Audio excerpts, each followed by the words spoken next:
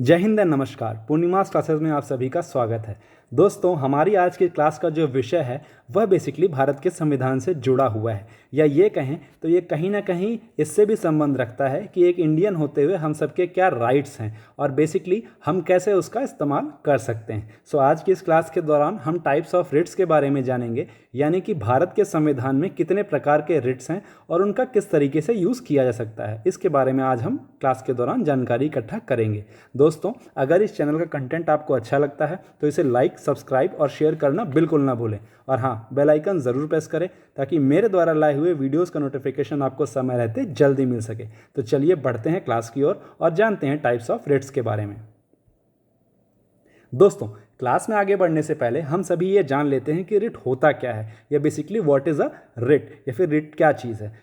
जैसा कि हम सभी को मालूम है, या जो भी पढ़ रहे हैं बच्चे, उन सभी को इस चीज़ के बारे में कुछ ना कुछ जानकारी जरूर रहती है कि हाँ भाई, एक रिट नाम की चीज़ होती है जिसका हम इस्तेमाल कर सकते हैं। इसका इस्तेमाल किन किन ग्राउंड्स पे होता है, इसके क्या बेसिक, इसका बेस क्या है, इन सब चीज़ों के बारे में बहुत सारे लोगों को जानकारी नहीं है। मैं कोशिश करूँगा कि इस क्लास के दौरान हमारे जितने भी प्रकार के रिट्स होते हैं उन सब का जो बेस है और बेसिक फैक्ट्स हैं, क्या डूड्स एंड डोंट्स हैं, उनके बारे में आपको इस क्लास के दौरान अच्छे से जानकारी मिल सके। Basically a writ is a formal written order issued by court in the name of the sovereign power, any warrant, order, direction and so on issued by the Supreme Court or the High Court are called writs. Basically writ होता क्या है, कभी भी किसी भी high court या supreme court के द्वारा, मतलब किसी भी हाई कोर्ट या फिर सुप्रीम कोर्ट के द्वारा जब भी कभी किसी तरीके का आदेश या निर्देश या वारंट जारी किया जाता है, किसी भी एक इंडिविजुअल के अगेंस्ट भी हो सकता है, एक अथॉरिटी के अगेंस्ट भी हो सकता है। जब कभी भी हमारे देश के सर्वोच्च न्यायालय या फिर उच्च न्यायालय के द्वारा इस तरीके का कोई भी वारंट, आदेश या निर्देश जारी होता है, बेसिकली उसको कहा जाता है रिट। हम सबको ये मालूम होना चाहिए कि हाई कोर्ट और सुप्रीम कोर्ट दोनों को ही पावर्स हैं रिट इशू करने की। चलिए बात करते हैं what is a writ petition, यानी कि रिट पिटीशन होती क्या है। बेसिकली अगर हमारा किसी भी तरीके का फंडामेंटल राइट्स का वायोलेशन होता है, यानी कि इफ़ एनी ऑफ योर या फिर our fundamental rights are violated, a writ petition can be filed in High Court under Article 226 of Indian Constitution and Supreme Court under Article 32 of Indian Constitution। यानी कि भारत के संविधान के तहत ऐसे दो आर्टिकल हैं जो सुप्रीम कोर्ट और हाई कोर्ट को रिट जारी करने की पावर देते हैं जब कभी भी किसी भी व्यक्ति का फंडामेंटल राइट्स का हनन होता है। बेसिकली हमें यह मालूम होना चाहिए कि संविधान के आर्टिकल 226 के तहत उच्च न्यायालय को पावर्स दी गई हैं रिट जारी करने की, और संविधान के आर्टिकल 32 के तहत, यानी कि अनुच्छेद 32 के तहत जो है वो उच्चतम न्यायालय को जो है वो पावर्स दी गई हैं रिट जारी करने की। यहाँ पर एक नोट मालूम होना चाहिए हमें, वो क्या है, the writ jurisdiction of high courts under article 226 on a writ petition is wider as it extends to the constitutional rights too. यानी कि जो रिट जारी करने की पावर्स हैं हाई कोर्ट के पास in comparison to supreme court कुछ ज़्यादा पावर्स हैं। ऐसा इसलिए है क्योंकि सुप्रीम कोर्ट जो है, यानी कि हमारे जो उच्चतम न्यायालय है, उसके पास जो पावर्स हैं अनुच्छेद 32 के तहत, वह सिर्फ फंडामेंटल राइट्स के ग्राउंड पे ही रिट जारी करने की है। यानी कि सुप्रीम कोर्ट में जब भी कभी रिट जारी करेंगे सुप्रीम कोर्ट, या हम जब भी कभी सुप्रीम कोर्ट को अप्रोच करेंगे जब हमारे फंडामेंटल राइट्स का हनन होगा, वो ग्राउंड्स क्या हो सकता है, सिर्फ फंडामेंटल राइट्स हो सकते हैं। क्योंकि हम जानते हैं कि संविधान का अनुच्छेद 32 जो है वो भी एक फंडामेंटल राइट के तहत आता है, जो कि संविधान में अनुच्छेद 12 से लेकर अनुच्छेद 35 तक वर्णित हैं। बेसिकली आर्टिकल 32 को ही भीमराव अंबेडकर जी ने जो है heart and soul of constitution भी कहा है, क्योंकि कहीं ना कहीं ये संविधान का अनुच्छेद जो 32 है वो हम भारतीयों को यह अधिकार देता है कि अगर हमारे किसी भी तरीके के फंडामेंटल राइट्स का हनन होता हो, हम आर्टिकल 32 के तहत जो है रिट पिटीशन दायर कर सकते हैं सुप्रीम कोर्ट के अंदर। चलिए कुछ केसेस की बात करते हैं जिसमें कहीं ना कहीं थोड़ा बहुत क्लैरिफिकेशन दिया हुआ है रिट्स जारी करने के बारे में। अगर बात किया जाए Romesh Thapar versus state of Madras case की, जो कि 1950 में था। In this case of Romesh Thapar versus state of Madras in 1950, it was held that person can come directly to the supreme court for the infringement of fundamental rights and the supreme court is under an obligation to pass the order. यानी कि Romesh Thapar versus state of Madras case में यह बताया गया था कि अगर किसी भी व्यक्ति के फंडामेंटल राइट्स का हनन होता है तो सुप्रीम कोर्ट वो अप्रोच कर सकता है और सुप्रीम कोर्ट जो है वो बाध्य है उसको जो है उसके इस प्रॉब्लम का सोल्यूशन करने की। यानी कि उसके जिस भी फंडामेंटल राइट्स का हनन हुआ है सुप्रीम कोर्ट के पास ये पावर है और साथ ही साथ सुप्रीम कोर्ट बाध्य भी है इस चीज़ के लिए कि वो आपके रिट पिटीशन पर ज़रूर कुछ ना कुछ एक्शन लेगा। अगर बात की जाए पीएन कुमार वर्सेस एमसीडी यानी कि municipal corporation of Delhi case में जो कि 1987 का केस है, सो इसमें सुप्रीम कोर्ट ने क्लैरिफिकेशन दिया है कि the supreme court clarified that article 32 and article 226 are both effective remedies but it is better that we go first to the high court. यानी कि सुप्रीम कोर्ट ने कहा है, ये जो पीएन कुमार वर्सेस एमसीडी का केस था 1987 के तहत, इसके तहत उन्होंने क्लैरिफिकेशन दिया था कि हमारे संविधान के पहले भी मैंने बताया था अनुच्छेद 32 और अनुच्छेद 226 दोनों के तहत ही हम लोगों को इफेक्टिव रेमेडीज़ मिली हुई हैं, यानी कि हमें कुछ पावर्स मिली हुई हैं जिसके तहत हम रिट पिटीशन दायर कर सकते हैं। लेकिन सुप्रीम कोर्ट ने ऐसा कहा है कि बेहतर है कि पहले हम उस रिट पिटीशन को लेकर के या पहले अपनी क्वेरी को लेकर कहाँ अप्रोच करें, हाई कोर्ट। अगर हाई कोर्ट से हमें सोल्यूशन नहीं मिलता है देन वी कैन जो है approach to the supreme court. यानी कि बेसिकली सबसे पहले हमें हाई कोर्ट से सोल्यूशन लेने के लिए कोशिश करनी चाहिए। If it is not possible to get the solution from high court then we can approach the supreme court also. चलिए बात करते हैं रिट्स की, यानी कि जो आज का विषय है। सो बेसिकली हमारे देश के संविधान यानी कि भारत के संविधान के तहत अनुच्छेद 32 या अनुच्छेद 226 में जितने तरह के रिट्स की बात की गई है वो हैं टोटल 5 तरह के, जिनके बारे में मैंने यहाँ पे आपको एक ब्रीफ डिस्क्रिप्शन दिया है। इसके बाद हम one by one each and every type of writ के बारे में जो है बात करेंगे फैक्ट्स के साथ में। सो सबसे पहला जो रिट है उसे कहते हैं हबीस कॉर्पस, जिसका कि डायरेक्टली ब्रीफ में मतलब देखा जाए तो होता है you may have the body. इसके बारे में मैं आपको ऑलरेडी आगे बताऊंगा। इसके पहले यहाँ पर हम कुछ टाइप ऑफ रिट और उनके जो ब्रीफ मीनिंग है यानी कि उनका जो सार है वो किस शब्द में निकल के आता है उसके बारे में मैंने आपको यहाँ पर एक टेबुलर फॉर्म में दिखाया है। सो हबीस कॉर्पस का क्या मतलब होता है, you may have the body, यानी कि इसमें आपको व्यक्ति को जो है प्रोड्यूस करना पड़ता है in front of the court. Later we will discuss about this. Next जो रिट है दैट इज मैंडेमस, इसको क्या कहते हैं, रिट ऑफ जस्टिस भी, यानी कि इसका जो मतलब है वो है वी कमांड। मैंडेमस के तहत ये बात होती है कि जो भी हमारे सुप्रीम कोर्ट या हाई कोर्ट हैं वह बीइंग अथॉरिटी होते हुए आदेश देते हैं अपने से नीचे जो बॉडी है उसको कि आप एक्शन करो। सो बेसिकली इसके बारे में भी हम जानकारी बाद में लेंगे, यहाँ एक ब्रीफ डिस्क्रिप्शन आपको इसीलिए दिया गया है। Next is certiorari. इसमें क्या बताया गया है, टू बी सर्टिफाइड और to be fully informed to, यानी कि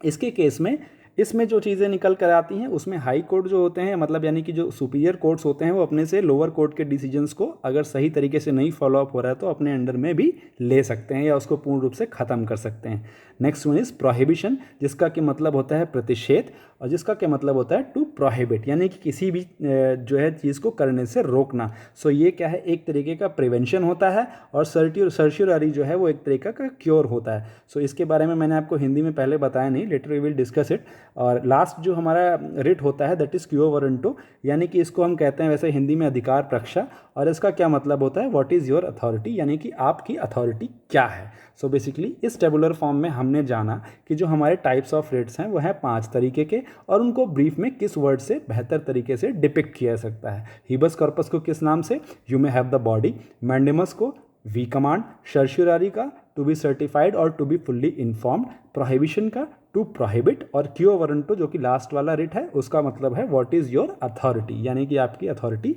क्या है। चलिए बात करते हैं सबसे पहले रिट की, दैट इज हबीस कॉर्पस, यानी कि बंदी प्रत्यक्षीकरण। हिंदी में इस रिट को जो बोलते हैं वो बोलते हैं बंदी प्रत्यक्षीकरण। आपको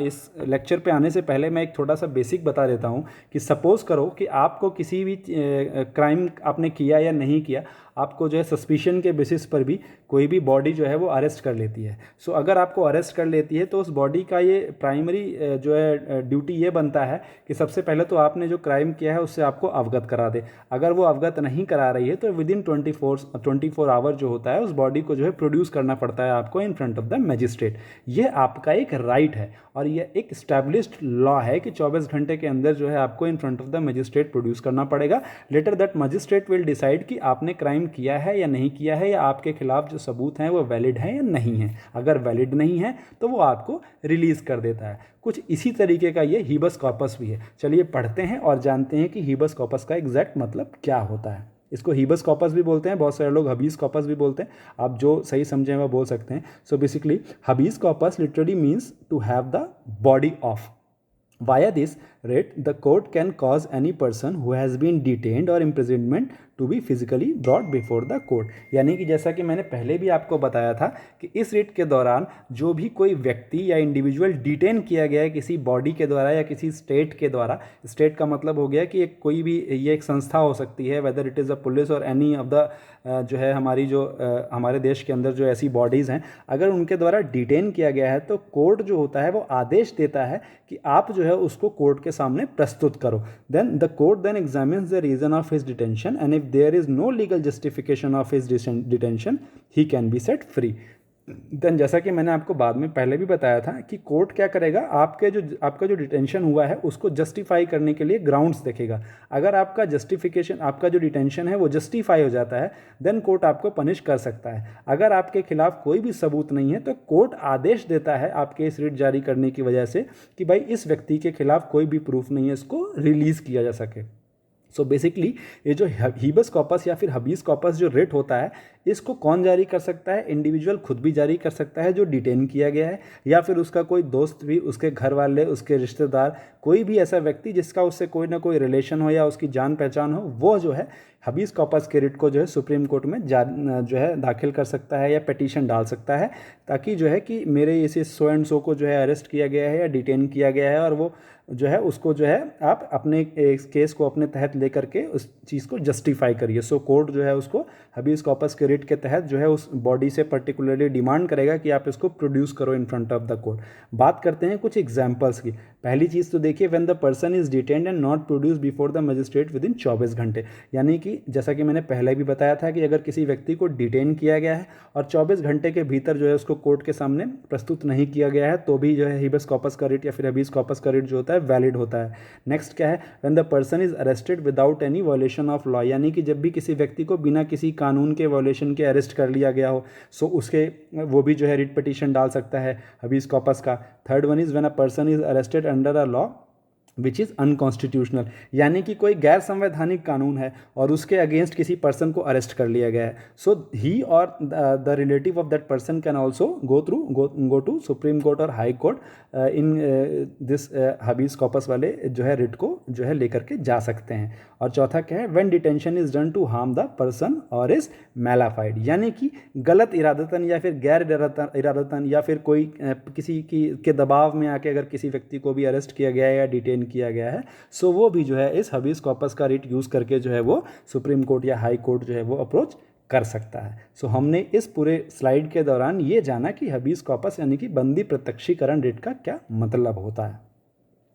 बात करते हैं उन कंडीशंस की जिसमें हबीस कॉर्पस वाला जो रिट है ये वैलिड नहीं होता, क्योंकि हम सभी को मालूम होना चाहिए कि किन किन ग्राउंड्स पे हम जा सकते हैं और कौन से ऐसे ग्राउंड्स हैं जिसमें हम अप्रोच नहीं कर सकते हायर अथॉरिटी यानी कि सुप्रीम कोर्ट और हाई कोर्ट को। तो सबसे पहला केस क्या है, कंटेम्प्ट ऑफ कोर्ट और लेजिस्लेचर। यानी कि जब भी किसी इंडिविजुअल के द्वारा कंटेम्प्ट ऑफ कोर्ट किया जाएगा, यानी कि जो कोर्ट है उसकी अवहेलना की जाएगी तो, या लेजिस्लेचर में कुछ ऐसा काम किया जाए कि उसका कंटेम्प्ट हो जाए, तो इन दोनों ही केसेस में हबीस कॉर्पस जो है वो वैलिड नहीं होता। दूसरी चीज़ क्या है, detention is outside the jurisdiction of the court. यानी कि जिस कोर्ट के ज्यूरिसडिक्शन का जो दायरा है, अगर डिटेंशन उससे बाहर हुई है सो भी ये हबीस कॉर्पस का जो है रिट वैलिड नहीं है। सपोज आप इंडिया के हैं, डिटेंशन आपकी कहीं और हुई है इंडिया से बाहर, सो जो है या फिर किसी हाई कोर्ट में आपने केस दिया है और आप अरेस्ट जो है डिटेन जो है किसी दूसरे स्टेट में हुए, सो भी आपके ऊपर ये आप जो है हबीस कॉर्पस का जो है बेस नहीं ले सकते। तीसरी चीज़ क्या है, डिटेंशन बाय कॉम्पिटेंट कोर्ट। यानी कि किसी कोर्ट ने जो है आपकी डिटेंशन के लिए बोला है, यानी कि कोर्ट ने आदेश दिया है कि आपको डिटेन किया जाए या अरेस्ट किया जाए,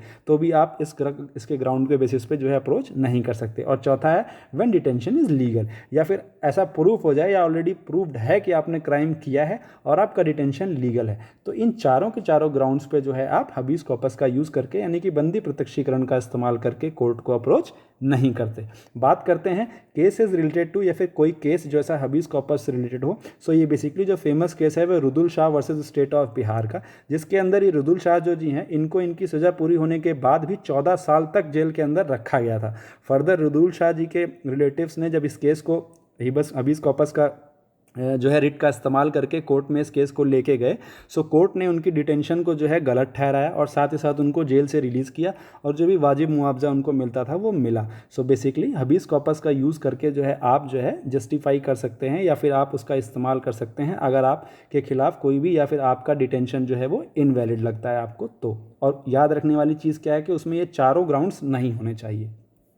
बात करते हैं हमारे अगले रिट की, दैट इज मैंडेमस या फिर परमादेश। इसको हिंदी में परमादेश भी कहा जाता है। सो मैंडेमस मीन्स वी कमांड, यानी कि मतलब इसमें क्या है कि जो भी ऊपर वाला सुपीरियर कोर्ट है वो आदेश देता है अपने से नीचे मतलब कोर्ट को। So mandamus means we command. This writ is a command issued by a court to a public official, public body, corporation, inferior court, tribunal or government asking them perform to their duties which they have refuse to perform. यानी कि इसमें जो भी superior court है वो अपने से नीचे किसी को भी, वो एक पब्लिक ऑफिशियल को भी आदेश दे सकता है, किसी पब्लिक बॉडी को भी आदेश दे सकता है, कोई कॉरपोरेशन हो उसको भी आदेश दे सकता है, या फिर अपने से नीचे इन्फीरियर कोर्ट या लोअर कोर्ट्स को, ट्रिब्यूनल्स को। ठीक है, और इसमें होता क्या है कि यह कोर्ट जो होता है अगर इनमें से कोई भी, whether it is a public official, public body, corporation, inferior court, tribunal या कुछ भी ऐसा, कोई भी ऐसी बॉडी अपना काम सही तरीके से नहीं कर रही है, यानी कि जो उसको प्रोसीजर बताए गए हैं गवर्नमेंट के द्वारा या फिर जो एक इस्टेब्लिश्ड प्रोसीजर है, अगर वो उससे हटकर काम कर रही है, वो अपने जिम्मेदारों का जो जिम्मेदारी उसकी है उसका दायित्व तो सही से नहीं निभा रही है, सो बेसिकली आप ये मैंडेमस का जो रिट है वो जारी कर सकते हैं, या फिर इस मैंडेमस का रिट का यूज़ करके आप हाई कोर्ट और सुप्रीम कोर्ट में अप्रोच कर सकते हैं ताकि वो जो बॉडी है वो अपना काम जिम्मेदारी से करे। सो ये जो सुपीरियर अथॉरिटीज़ होती हैं यानी कि हाई कोर्ट और सुप्रीम कोर्ट, ये रिट जारी कर देते हैं उस पर्टिकुलर ऑर्गेनाइजेशन या पर्टिकुलर बॉडी के खिलाफ कि आप अपना काम जिम्मेदारी से कीजिए।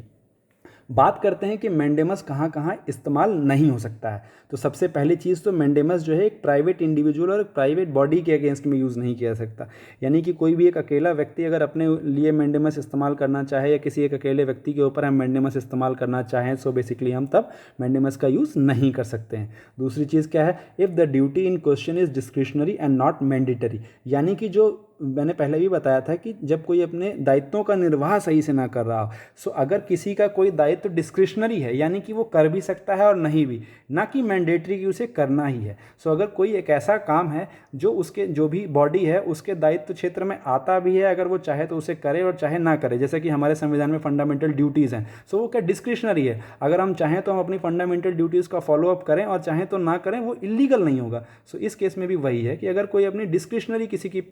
का कोई काम है, वो डिस्क्रिशनरी काम है, उसका मैंडेटरी नहीं है, सो उसके लिए भी हम मैंडेमस को जारी नहीं कर सकते। तीसरी चीज़ क्या है, अगेंस्ट प्रेसिडेंट और गवर्नर्स ऑफ स्टेट, यानी कि भारत के राष्ट्रपति जी या फिर राज्यों के राज्यपालों के द्वारा अगर कुछ भी ऐसा है तो उसमें भी हम मैंडेमस का यूज़ नहीं किया सकते, इनको इम्यून रखा गया है, ये लोग इम्यून हैं इस रिट उससे। Next is against a working chief justice, यानी कि जो भी हमारे चीफ जस्टिस हैं अगर वो उस समय पावर में हैं, सो हम उनके अगेंस्ट भी जो है रिट पिटीशन यानी कि मैंडेमस का इस्तेमाल नहीं कर सकते। A petition for writ of mandamus can be filed by any person who seeks a legal duty to be performed by a person or a body, यानी कि जो मैंडेमस का रिट है वो किसी भी एक व्यक्ति के द्वारा जो है वो जो है आप कोर्ट में अपील कर सकते हैं मैंडेमस के रिट की, जब भी कभी कोई भी व्यक्ति या पर्सन जो है अपनी लीगल ड्यूटी को परफॉर्म नहीं कर रहा होगा। सो बेसिकली अगर हम चाहते हैं कि वो अपनी जिम्मेदारी का सही तरीके से निर्वाह करे, सो हम मैंडेमस का रिट जो है उस बॉडी के पर्टिकुलर बॉडी के अगेंस्ट में जो है वो जारी कर सकते हैं। अगर किसी केस की बात किया जाए तो वह केस है Gujarat state financial corporation versus lotus hotels का। इसमें क्या था कि गुजरात स्टेट फाइनेंशियल कॉर्पोरेशन में जब लोटस होटल्स का डेवलपमेंट चल रहा था तो उन्होंने उनको ग्राउंड्स दिए थे कि ठीक है आप अपना काम करिए, अपना कंस्ट्रक्शन का काम जारी रखिए और इसमें हम आपको फाइनेंशियली सपोर्ट करेंगे। पर जब लोटस होटल का कंस्ट्रक्शन का काम शुरू हुआ, सो गुजरात स्टेट ने जो बात कही थी उससे वो मुकर गए। लेटर क्या हुआ कि लोटस होटल जो थे ये मैंडेमस रिट का यूज़ करके जो है वो हाई कोर्ट गए और फाइनली कोर्ट ने मैंडेमस जारी कर दिया गुजरात स्टेट फाइनेंशियल कॉर्पोरेशन के खिलाफ और उनसे कहा कि आपने जो भी वायदे लोटस होटल से किए थे आप उनको पूरा कीजिए। अब बात करते हैं तीसरे तरीके की रिट की, जो कि है प्रोहिबिशन यानी कि प्रतिषेध। So basically the writ of prohibition means that the supreme court and high courts में prohibit the lower courts such a special tribunal, जैसे कि स्पेशल ट्रिब्यूनल हो सकते हैं, मैजिस्ट्रेट हो सकते हैं, या कोई कमीशन या आयोग, या other judiciary officers who are doing something which exceeds to their jurisdiction और acting contrary to the rule of natural justice. यानी कि जो प्रोहिबिशन का रिट है, इसमें क्या करता है, जो भी हाई कोर्ट या सुप्रीम कोर्ट है वो अपने से नीचे के लोअर कोर्ट्स को यह आदेश देते हैं, या मजिस्ट्रेट को, या फिर कोई भी ऐसा कमीशन या कोई भी जुडिशरी ऑफिसर जो गवर्नमेंट के तहत अपॉइंट किया गया हो, उसको आदेश देते हैं, यानी कि उसको रोकते हैं। और ऐसा क्यों करते हैं, जब कभी भी वह जो है अपने जुरिस्डिक्शन के दायरे से बाहर जाके कोई फैसला देता है। यानी कि अगर कोई भी लोअर कोर्ट जो उसका जुरिस्डिक्शन का दायरा है उससे हटकर कोई फैसला देता है, तो जो हमारे हाई कोर्ट या सुप्रीम कोर्ट हैं वो प्रोहिबिशन रिट जारी करते हैं और कहते हैं कि आप अपने दायरे में रहकर फैसला दीजिए, अपने दायरे से बाहर जाकर के फैसला ना दीजिए। सो बेसिकली अगर बात किया जाए, so if a judicial officer has personal interest in a case, मतलब सपोज इफ इट में hamper the decision and the course of natural justice, यानी कि सपोज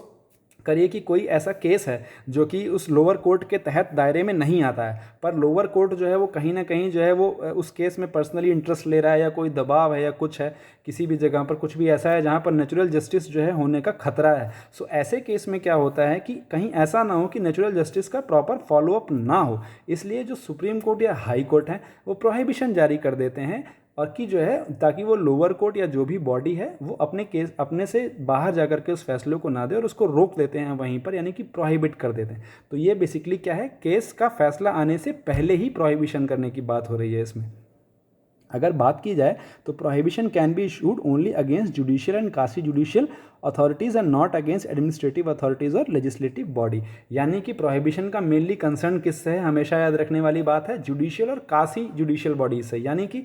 हमेशा जो भी चीज़ें जस्टिस से रिलेट करती हैं, यानी कि कोर्ट्स, लोअर कोर्ट्स, ट्रिब्यूनल्स, ये सारी चीज़ें जो हैं वो प्रोहिबिशन के तहत आती हैं, ना कि कोई एडमिनिस्ट्रेटिव अथॉरिटी या कोई PSU या कोई भी ऐसी चीज़ जो कि एडमिनिस्ट्रेशन या एडमिनिस्ट्रेटिव मैटर्स में डील करता है, या लेजिस्लेटिव बॉडीज़ हैं जैसे हमारी जो भी हैं, इन सब चीज़ों के ऊपर जो है प्रोहिबिशन जारी नहीं होता है। तो प्रोहिबिशन हमेशा जुडिशियल बॉडीज़ पे जो होगा, या फिर जुडिशियल अथॉरिटीज़ जो हैं उन पर ही जो है लगाया जा सकता है।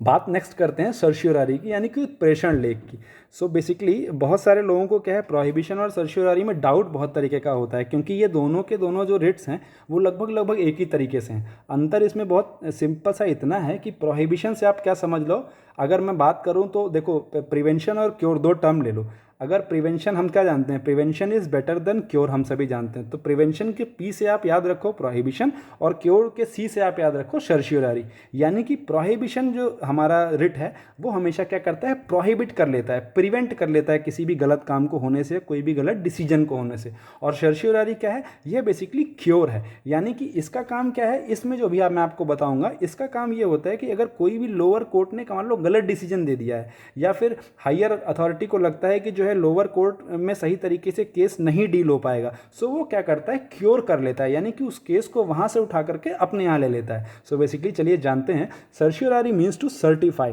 यानी कि it is a writ that orders to move a suit from any inferior court to superior court. जैसा कि मैंने पहले भी बताया, किसी भी लोअर कोर्ट से जो है वो पूरा का पूरा केस जो है वो कहाँ आ जाता है, एक सीनियर कोर्ट में, यानी कि सुपीरियर कोर्ट में आ जाता है सर्शियोरारी रिट का इस्तेमाल करके। होता क्या है, it is issued by a higher court to a lower court और tribunal either to transfer a case pending with that it to itself और स्क्वैश हिज ऑर्डर। यानी कि इसमें होता क्या है कि या तो जो सुपीरियर कोर्ट होता है वो लोअर कोर्ट से ये कहता है कि आप जो केस है ये हमारे पास ट्रांसफ़र कर दीजिए, या फिर जो पुराने लोअर कोर्ट के द्वारा जो डिसीजन दिया जाता है उसको पूरी तरीके से क्वैश कर देता है, यानी कि उसको पूरी तरीके से निरस्त कर देता है, और नए तरीके से फिर जो है उसकी सुनवाई जो है वो अपने तहत वो करता है। सो बेसिकली इसमें क्या है कि इसमें कोई भी हायर कोर्ट जो है लोअर कोर्ट से जो है कोई भी पेंडिंग केस हो गया, या मान लीजिए लोअर कोर्ट के पास केसेस एक्सेस हो गए हैं बहुत ज़्यादा और वो ज्यूरिसडिक्शन नहीं ले पा रहा है उनका, सो भी जो है सर्शियोरारी का यूज़ करके जो है वो हाई कोर्ट जो है या फिर जो भी सुपीरियर कोर्ट है वो लोअर कोर्ट से केस को जो है वो अपने यहाँ मंगा लेता है, ताकि उसका कम समय में निपटारा किया जा सके। So basically this is generally done because superior court believes that either the inferior court had no jurisdiction और कमिटेड एन एरर और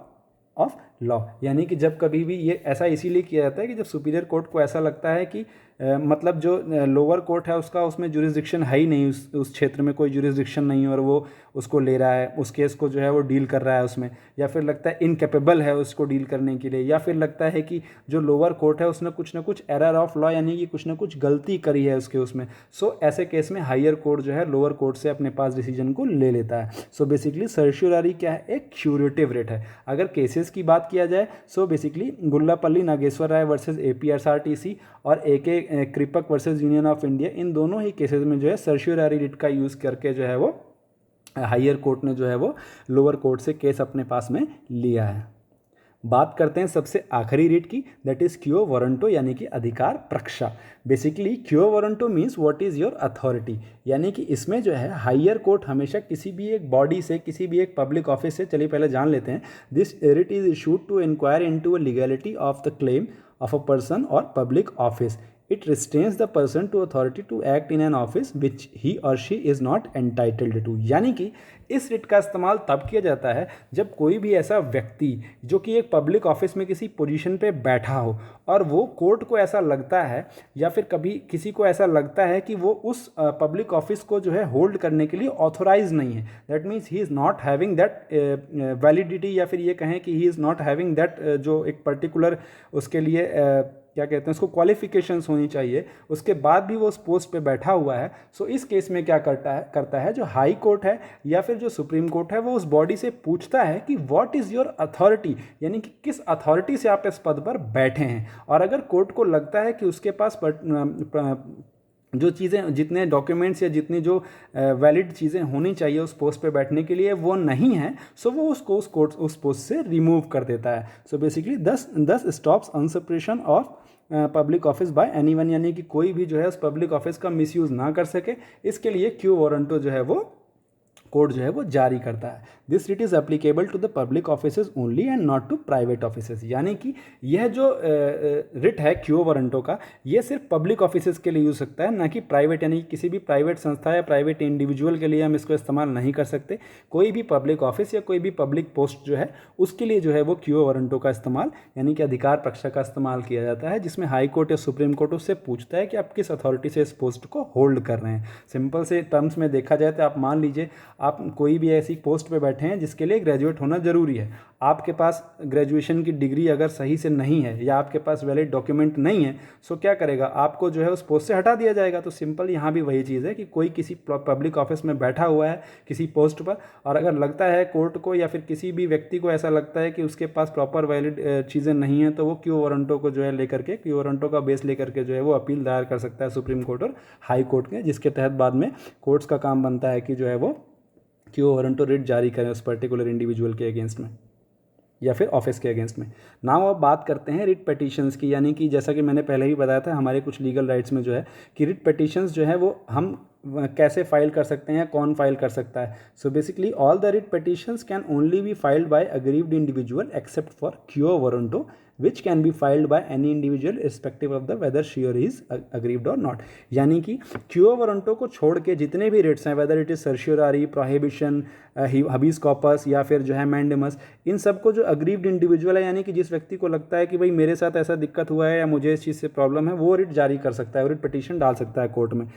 क्यो वारंटो के केस में ऐसा नहीं है। क्यो वारंटो के केस में जो है चाहे उससे संबंध हो और चाहे उसका उस व्यक्ति या उस पब्लिक ऑफिस से संबंध ना हो, तो भी जो है वो क्यो वारंटो का रिट जो है वो जारी कर सकते हैं, मतलब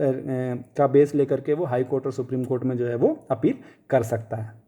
दूसरी चीज़, in case of habeas corpus the any other individual on behalf of the aggrieve person can file the writ petition. यानी कि हबीस कॉर्पस में मैंने पहले भी बताया था कि उस अग्रीड इंडिविजुअल के बिहाफ पे कोई भी व्यक्ति जो उसे जानता हो वो रिट पिटीशन जारी कर सकता है, या फिर जारी मतलब नहीं, वो अपील कर सकता है कोर्ट्स में जो है कि जो है इसका केस जो है लिया जाए और फर्दर ये बताया जाए कि that is his detention is legal और नॉट। चलिए जल्दी जल्दी से ब्रीफ रिवीजन कर लेते हैं रिट्स का। जैसा कि मैंने आपको पहले भी बताया था, पहला रिट है हबीस कॉर्पस, दैट दैट इज़ बंदी प्रत्यक्षीकरण। इसका मतलब होता है you may have the body, यानी कि इसमें आपको यूज़ ऑफ दिस रिट का मतलब होता है to release a person who has been detained unlawfully whether in prison और इन प्राइवेट कस्टडी, यानी कि किसी भी व्यक्ति को रिलीज़ करवाने के लिए, चाहे वो जेल में बंद है चाहे किसी प्राइवेट कस्टडी में डिटेन किया गया है, तो उसको रिलीज़ कराने के लिए हबीस कॉर्पस का यूज़ किया जा सकता है। किसके किसके अगेंस्ट ये इशू हो सकता है? Public officials as well as private person, दोनों के लिए यूज़ कर सकते हैं। दूसरा रिट हो गया मैंडेमस, जिसको कॉल की रिट ऑफ जस्टिस भी कहते हैं। इसका क्या मतलब होता है शॉर्ट में देखा जाए तो वी कमांड। इसमें सीनियर कोर्ट क्या करता है? To secure the performance of public duties by lower court, tribunal और पब्लिक अथॉरिटी, यानी कि यह मैंडेमस तब जारी किया जा सकता है जो भी पब्लिक ड्यूटी को परफॉर्म करने में अगर कोई कोताही बरत रहा है या कोई कमी दिखा रहा है, चाहे वो लोअर कोर्ट हो, चाहे वो ट्रिब्यूनल हो, चाहे कोई भी पब्लिक अथॉरिटी हो, अगर वो अपना ड्यूटी सही तरीके से नहीं कर रहा है तो हाई कोर्ट या सुप्रीम कोर्ट जो है वो मैंडेमस जारी कर देते हैं। जिसका क्या मतलब होता है? इसको किसके किसके अगेंस्ट जारी कर सकते हैं? Public authority, judicial bodies, quasi public authority और to perform the legal duty, यानी कि अपनी लीगल ड्यूटी परफॉर्म करने के लिए जो है मैंडेमस जो है हाई कोर्ट या सुप्रीम कोर्ट जो है वो जारी कर सकता है उनको। तीसरा जो है वो है सर्शियोरारी, जिसका मतलब है टू बी सर्टिफाइड और to be fully informed of, यानी कि इस केस में क्या होता है? To quash the order already passed by an inferior court, tribunal और काशी जुडिशियल अथॉरिटी। इसमें लोअर कोर्ट्स के द्वारा अगर कोई ऐसा डिसीजन लिया जा चुका है जो कि हायर कोर्ट को लगता है कि सही नहीं है, सो उस डिसीजन को पूरी तरीके से क्वैश कर सकता है वो और अपने तहत जो है केस को चलवा सकता है, या फिर लोअर कोर्ट्स का कोई केस जो है वो अपने यहाँ ट्रांसफ़र करवा सकता है। ये बेसिकली किसके लिए जारी होता है? इन्फीरियर कोर्ट्स और ट्रिब्यूनल के लिए। चौथा जो रेट है वो है प्रोहिबिशन, जिसको कि हिंदी में प्रतिषेध भी कहते हैं, जिसका काम होता है मतलब होता है टू प्रोहिबिट, यानी कि रोकना। So to prohibit an inferior court from continuing the proceedings as in a particular case where it has no jurisdiction to try, यानी कि कभी भी कोई भी लोअर कोर्ट के द्वारा अगर लगता है कि अपनी जुरिस्डिक्शन से बाहर जाके अपना डिसीजन दे रहा है वो या बाहर काम कर रहा है, सो जो है प्रोहिबिशन जारी कर देते हैं हाई कोर्ट और सुप्रीम कोर्ट के द्वारा, ताकि उसको रोक दिया जाता है वहीं पर वो केस को लेने या उस केस पे कार्रवाई करने से। ये जुडिशियल अथॉरिटी के लिए जारी कर सकते हैं, एडमिनिस्ट्रेटिव अथॉरिटी के लिए जारी हो सकता है, काजी जुडिशियल अथॉरिटी के लिए भी जो है वो जारी किया जा सकता है। सबसे लास्ट की बात किया जाए दैट इज़ अधिकार पक्षा या फिर क्यो वारंटो। इसका मतलब होता है व्हाट इज़ योर अथॉरिटी, और ये to restrain a person from holding a public office which he is not entitle, यानी कि जो कोई भी इस पब्लिक ऑफिस के लिए एंटाइटल नहीं है उसको उस ऑफिस को पर होल्ड करने से रोकने के लिए जो है वो क्यो वारंटो जारी किया जाता है, जिसमें हाई कोर्ट और सुप्रीम कोर्ट उससे पूछते हैं कि आप किस अथॉरिटी से इस पोस्ट को या इस ऑफिस को होल्ड कर रहे हो। ठीक है, इसमें सिर्फ पब्लिक अथॉरिटीज़ के लिए ही जो है इस रिट पिटीशन को जो है वो या फिर जारी किया सकता है, ये रिट जारी हो सकता है।